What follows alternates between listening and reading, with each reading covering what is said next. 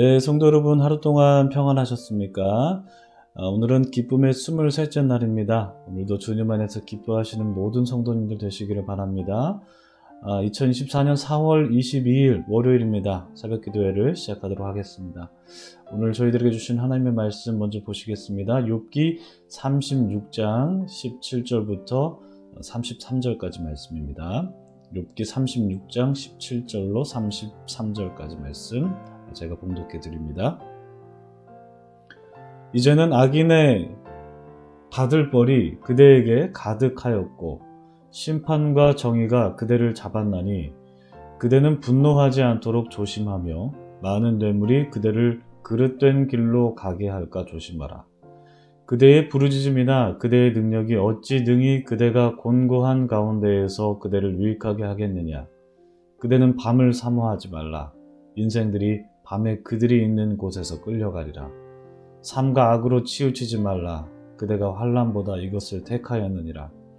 하나님은 그의 권능으로 높이 계시나니 누가 그같이 교훈을 베풀겠느냐. 누가 그를 위하여 그의 길을 정하였느냐. 누가 말하기를 주께서 불의를 행하셨나이다 할 수 있으랴.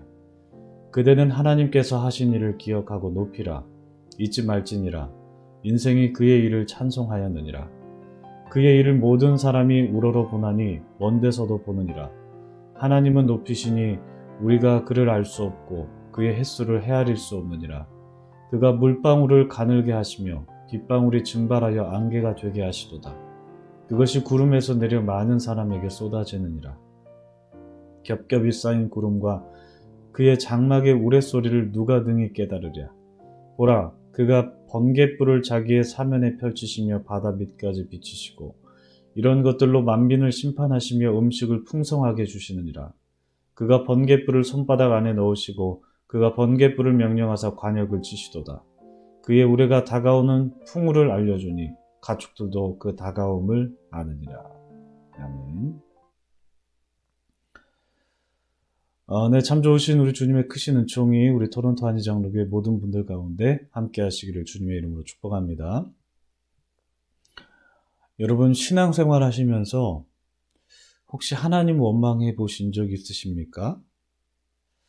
아니면 반대로 누군가가 하나님을 원망하는 것을 보신 적이 있으십니까? 만약에 여러분께서 여러분에게 찾아온 어떤 분이 계시는데 그분이 하나님을 원망하는 말을 하신다면 여러분 어떻게 반응하실 것 같으십니까? 1번, 하나님을 변호한다. 2번, 맞장구 치면서 나도 하나님을 원망한다. 여러분 좀 극단적인 보기인데요. 1번과 2번 중에 어떤 것을 선택하실 것 같으십니까? 여러분, 오늘 본문도 엘리후의 말이 이어집니다. 오늘 본문의 구조는요, 크게 두 가지로 나눌 수 있습니다. 17절부터 21절까지는요, 욥에 대한 엘리후의 경고입니다. 너 그렇게 하면 안 돼, 뭐 이런 경고죠. 그리고 22절부터 마지막 33절까지는 하나님을 변호하는 엘리후의 발언입니다. 여러분, 엘리후가 왜 하나님을 변호했을까요? 이유를 단순하게 말하면 이렇습니다. 욥이 하나님을 원망하기 때문이었습니다. 욥이 하나님을 원망하니까 엘리후는 하나님은 너에게 원망 받으실 분이 아니야 라면서 하나님을 변호한 것이죠. 여러분, 한번 곰곰이 우리 같이 한번 생각해 보실까요? 곰곰이 생각해 보면 크리스천들에게 가끔씩 좀 이상한 정의감이 발동될 때가 있어요. 무슨 정의감이냐면 하나님을 변호하려고 하는 정의감이 좀 발동될 때가 있습니다. 물론 우리가 하나님 믿는 사람으로서 하나님을 원색적으로 비난하는 사람이 있다고 가정해 봤을 때 그 사람 앞에서는 우리가 하나님 변호해야겠죠. 필요합니다. 혹은 뭐 하나님을 잘 모르는 사람에게 하나님이 어떤 분이신지 설명을 해줄 때가 있죠. 아주 귀한 일입니다. 그런데 제가 말씀드리는 상황은 그런 상황이 아니라는 거 알고 계시죠, 여러분? 이런 상황입니다. 누군가가 신앙생활을 열심히 잘 하고 있다가 하나님으로 인해서 좀 원망하고 좀 하나님의 대해서 이제 원망 섞인 말을 하고 좀 힘들어 하는데, 그 사람 앞에서 하나님을 변호하려고 하는 이상한 정의감을 제가 지금 말씀드리는 거거든요. 특히 믿음이 좋다라고 하는 사람일수록 이런 정의감이 있을 공산이 좀 큰 것 같아요. 그래서 이런 정의감이 불타서 하나님을 변호하려는 모습이 보일 때가 가끔씩 있는 것 같습니다. 여러분, 왜 믿음 좋은 사람일수록 하나님을 변호하려고 할까요? 자기가 경험한 하나님은 좋은 분이었거든요. 기도도 잘 들어주시고, 내 마음을 위로도 해주시고, 필요한 것들도 채워주시고, 때로는 고난도 주셨었지만 그것을 해결해 주시는 분이셨기 때문에, 그 사람에게 있어서 하나님은 좋은 분이셨기 때문에, 누군가가 하나님을 원망한다면 자동 반사적으로 마음속에서 혹은 겉으로 드러나면서 하나님 그런 분 아닌데?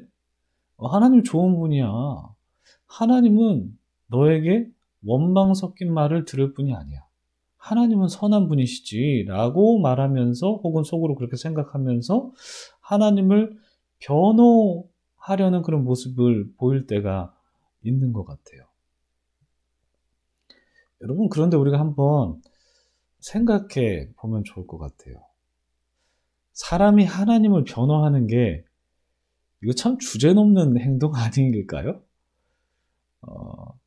자기가 아무리 하나님에 대한 좋은 경험을 갖고 있다고 하더라도 사실 그 하나님 경험은 어디까지나 자기 개인과 하나님의 경험이지, 그러한 개인적인 하나님의 경험을 나도 모르게 일반화시키면서 하나님을 원망하는 사람 앞에서 너 그렇게 하면 안 돼. 너 그 원망 당장 그쳐 라고 그렇게 말한다면, 혹은 그렇게 생각한다면, 그가 경험한 선한 하나님의 경험은 누군가에게 폭력이 될 수 있지 않을까요? 여러분, 우리가 이 부분을 한번 좀 진지하게 좀 생각해 봐야 될 것 같아요. 여러분, 우리는 개인적인 신앙 경험을 일반화시켜가지고 그 경험을 누군가에게 이게 강요하는 모습을 보이는 것은 아닌지를 늘 날마다 점검해야 되는 것 같습니다. 욥기를 보면서 항상 그런 생각이 들어요. 특히 친구들이나 이 엘리후의 이야기를 보면 그런 생각이 계속 든다는 말이죠. 여러분, 만약에 누군가가 하나님이 원망스러울 정도로 좀 힘들어하고 있는데 그 사람 앞에서 하나님 얼마나 좋은데라고 하면서 하나님의 좋은 점을 늘어놓으면서 하나님을 변호하는 것을 하나님 기뻐하실까요? 여러분, 욥기 후반부를 보시면 이제 아시겠지만 욥의 친구들을 질책하시는 하나님의 모습에서 나를 변호해주는 그런 사람들을 막 기뻐하는 그런 하나님의 모습이 아니다라는 것을 여러분 보실 수가 있습니다. 여러분, 그렇다면 하나님을 원망하는 사람 앞에서 우리가 어떤 반응을 보여야 될까요? 예를 한번 들어볼까요? 여러분, 혹시 이런 경험 해보신 적 있으십니까? 그러니까 내가 배우자에 대한 좀 아쉬운 마음을 갖고 있어요. 그러니까 아쉬워가지고 내가 친한 친구한테 그걸 털어놨는데 그 친구가 날 공감한답시고 덩달아 내 배우자를 막 흉봐요. 그때 여러분들의 마음이 어떠실까요? 시원하실까요? 처음에는 이렇게 시원하실 수도 있을 것 같아요. 왜냐면 내 마음을 공감해 주니까 시원할 수 있죠. 그런데 점점 듣다 보니까 이거 아닌데? 라고 생각하는 그런 타이밍이 올 때도 있겠죠. 그래도 내 배우자인데 아무리 네가 내 친한 친구라고 하지만 너가 뭘 그렇게 자세히 내 배우자를 안다고 그렇게 흉을 보니? 라고 하면서 나도 모르게 배우자를 편드는 자기 모습을 발견하게 될 때가 있죠. 어떻게 보면 저의 엉뚱한 상상일 수도 있겠지만 욥의 친구들과 엘리후가 이런 작전을 쓰면 어땠을까 하는 생각을 한번 해봤습니다. 물론 하나님을 원망하는 게 바람직한 건 아니죠. 당연히 그렇죠. 그런데 제가 말씀드리고 싶은 것은 그만큼 욥의 친구들이나 엘리후가 욥의 마음을 좀 이해해주고 욥의 심정을 좀 이해해주고 공감해준다면 좋지 않았을까라는 그런 아쉬운 마음이 드는 거죠. 여러분, 우리가 하나님을 사랑하죠. 근데 너무 사랑한 나머지 나도 모르게 자동 반사적으로 하나님을 변호할 때가 있는 것 같아요. 물론 앞서 말씀드렸다시피 우리가 하나님을 변호하는 게 나쁜 게 아닙니다. 하나님 전하는 사람으로서 하나님 변호할 때도 있죠. 특별히 뭐 하나님을 원색적으로 비난하는 사람들에게 하나님을 변호해야 되고 하나님의 선하심을 드러내야 되고 때로는 변증도 필요하고 그렇습니다. 좋은 일이에요. 그렇지만 하나님으로 인해 힘들어하고 원망하는 사람 앞에서 때로는 나의 그 신실한 신앙, 그 알량한, 죄송합니다. 알량한이라는 표현을 써서 가지고 알량한 그 신실한 신앙이 폭력이 될 수 있다라는 거. 여러분, 우리가 이것을 좀 기억해야 될 것 같아요. 그러니까 내가 경험한 하나님이 전부가 아니거든요. 그러니까 나의 경험을 일반화시키는 오류는 신앙생활에서도 빚어질 수 있습니다. 여러분, 그 논리학을 공부하다 보면 여러 가지 오류에 대해서 배우는데 그 중에 하나가 성급한 일반화의 오류라는 것이 있습니다. 그러니까 논리학에서 하는 얘기인데 그러니까 신앙생활에서도 마찬가지인 것 같아요. 그러니까 나의 경험을 일반화시켜가지고 그것을 다른 사람에게도 막 끼워 맞추려고 하는 그건 아주 잘못된 거다라고 우리가 생각해야 됩니다. 여러분, 폭넓은 시야를 갖는 것이 신앙생활에서도 중요합니다. 그런 시야를 지니면서 넓은 마음을 갖는 것, 이런 거 참 중요하니까 이런 마음을 갖는 여러분들 다 되셨으면 좋겠습니다. 여러분, 오늘 말씀 개별적으로 조금 더 묵상해 보시기 바랍니다. 한 절 한 절 한번 쭉 살펴보시면서 엘리후가 욥에게 지금 어떤 태도로 말하고 있는지, 그리고 그 욥 앞에서 지금 엘리후가 하나님을 어떻게 변호하고 있는지, 그런 말을 욥이 들었을 때 욥은 어떤 마음일지를 한번 상상해 보시면서 조금 더 말씀 묵상해 보시기 바라고요. 이제 기도하고 2부 순서 갖도록 하겠습니다. 기도하겠습니다. 하나님 감사합니다. 우리가 하나님의 그 깊으신 뜻을 헤아리길 원합니다. 그리고 하나님께서 나를 사랑하시듯이 내 이웃을 얼마나 사랑하시는지를 우리가 깊이 깨닫길 원하고, 때로는 나와 하나님과의 관계, 그 친밀한 관계가 누군가에게는 폭력으로 바뀔 수 있다라는 것, 변질될 수 있다라는 것을 우리가 늘 항상 조심하면서 상대방이 힘들어하고 상대방의 신앙적인 문제로 어려워하고 특별히 하나님과의 관계에서 참 힘들어할 때에 우리가 나와 하나님과의 관계를 가지고 하나님을 변호하기보다도 그 사람이 하나님과 참 어려운 관계 속에 있는 그 마음을 헤아려 주면서 그 사람을 공감해주고 그 사람이 하나님 앞에 다시 그 관계성을 회복할 수 있도록 도움이 되는 그런 삶을 살아갈 수 있도록 도와주시옵소서. 우리가 참 부족하고 연약할 때가 많이 있는 것 같습니다. 하나님, 우리의 연약함을 불쌍히 여겨주시고 하나님의 그 선하신 뜻을 우리가 삶 속에서 잘 구현해낼 수 있도록 우리에게 지혜를 허락하여 주시고 성령 충만함을 더하여 주시옵소서. 감사드립니다. 예수님의 이름으로 기도드립니다. 아멘. 네, 여러분, 예수는 믿는데 기쁨이 없어서 예수를 믿으면 기쁨이 다 있어야겠죠? 그런데 가끔씩 기쁨이 없을 때도 있는 것 같습니다. 예수를 믿는데 기쁨이 없어서 33장 전하라 파트 제가 읽어드리도록 하겠습니다. 그 전에 요한일서 1장 4절 말씀 읽어드리겠습니다. 우리가 이것을 쓰면 우리의 기쁨이 충만하게 혹은 온전하게 함이라. 네, 책 내용 읽어드리도록 하겠습니다.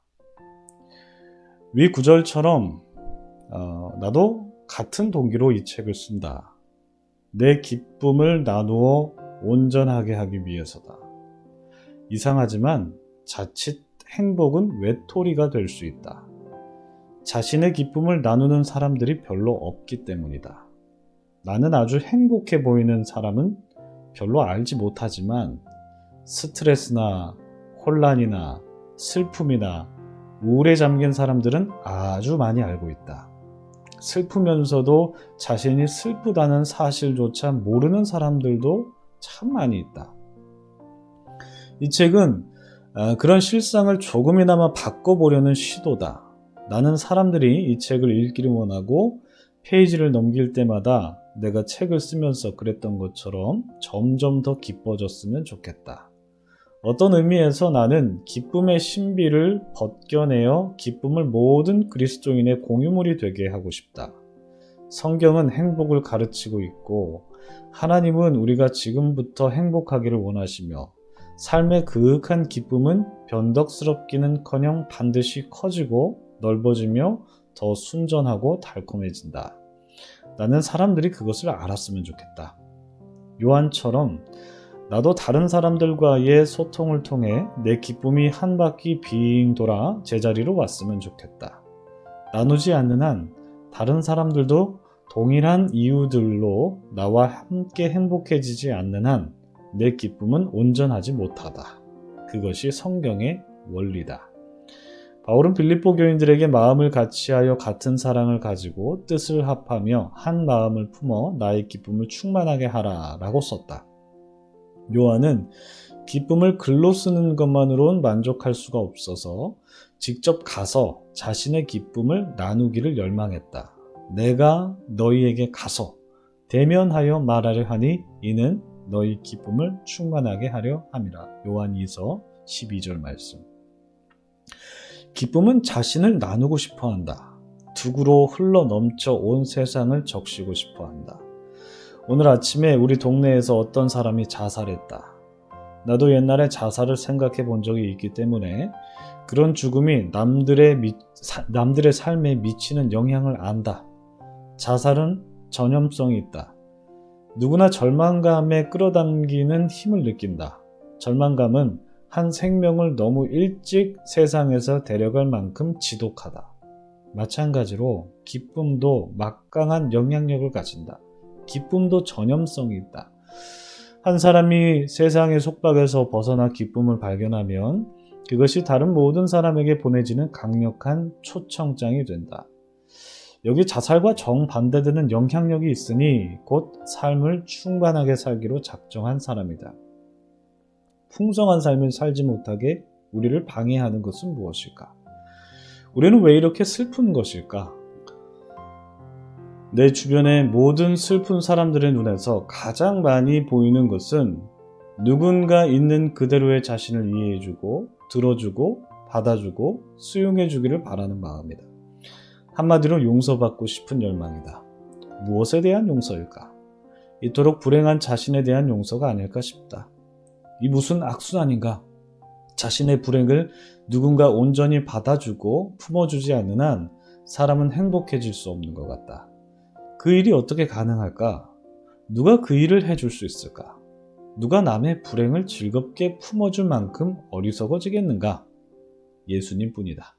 그리고 성령으로 충만한 사람들이다. 예수님은 그 일을 위해 오셨고 그것이 바리새인들을 미치게 했다. 스스로 아무것도 할 수 없는 중풍병자를 보시며 작은 자야 내 죄사함을 받았느니라 일어나 내 상을 가지고 집으로 가라 라고 말씀하시는 예수님의 무슨 말이다. 상담 시간도 없고 회개의 의식도 없고 하다못해 기도 한마디도 없었다. 그런데도 예수님은 완전히 마비된 그 사람을 순식간에 충만하고 활기찬 삶으로 일으켜 세우셨다. 그분은 오늘도 똑같이 일하신다. 몸이 아픈 사람들에게만 아니라 정서적으로 상하여 불구가 된 사람들에게 그분은 지금도 말씀하신다. 내가 내 불행을 알며 그런 너를 받아들인다. 이제 내 불행을 떨치고 일어나 기뻐하라.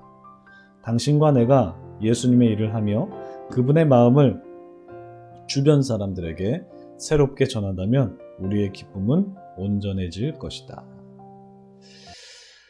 오늘 책 내용이 참 좋은 것 같습니다. 힘들고 어려울 때, 내 마음이 지치고 우울하고 불안할 때 누군가가 나의 마음을 공감해주고 위로해주는 것만큼 힘이 되는 것이 없죠.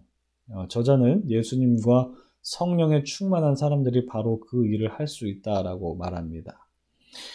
여러분, 빌립보서에서 사도 바울이 빌립보 성도들에게 이런 말을 했거든요. 그리스도 예수의 심장으로 내가 너희를 사랑한다. 너희 안에 이 마음을 품으라. 그것은 그리스도 예수의 마음이다. 여러분, 성령 충만한 사람은요, 사람의 아픔을 외면하지 않습니다. 위로를 아끼지 않습니다. 예수님의 마음을 가감없이 드러냅니다. 그리고 기쁨을 전하는 사도로 살아갑니다. 우리 모두가 그런 사람이 됐으면 좋겠습니다.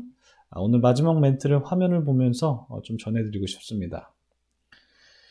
한 사람이 세상의 속박에서 벗어나 기쁨을 발견하면 그것이 다른 모든 사람에게 보내지는 강력한 초청장이 된다.